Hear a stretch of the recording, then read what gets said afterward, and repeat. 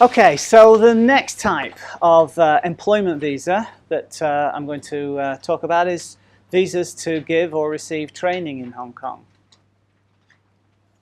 So the idea is to either deliver training or undergo training in Hong Kong where special skills and knowledge not available here or is not available in the applicant's country is going to be imparted. And training visas are a very useful visa status because sometimes you may not be able to get an employment visa for an individual because they don't qualify as a professional, or they will never get admitted under the Admission of Mainland Talents and Professionals scheme. So it can apply to Chinese nationals as well. But if you have a scenario where there is going to be training in play, you can make an application for a training visa. Normally the Immigration Department grants 6-month training visas day in, day out without too many questions asked.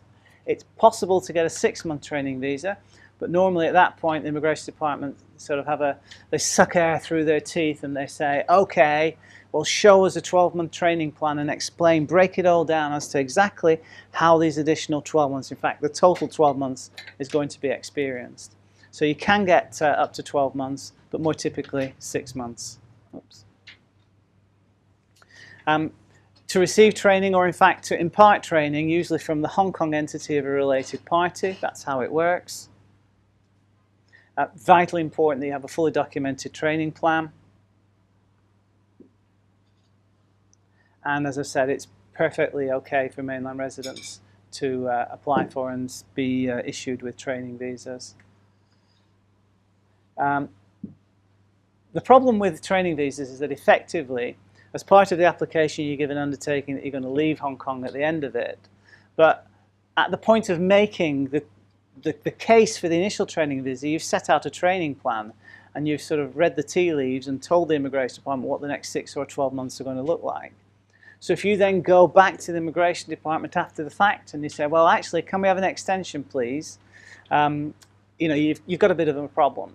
You can get a month or two sometimes if it's clear that the training hasn't been fully completed.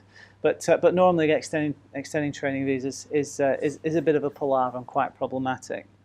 The other thing about training visas is that normally you can't adjust your status from a training visa through to an employment visa at the end of the exercise for the same employer.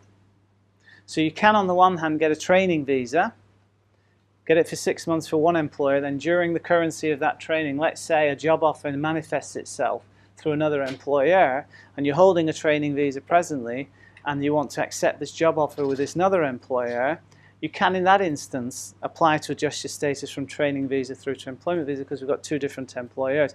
You still have to pass the approvability test for the employment visa, and you're not significantly or positively advantaged as a result of being in possession of a training visa when you make that application.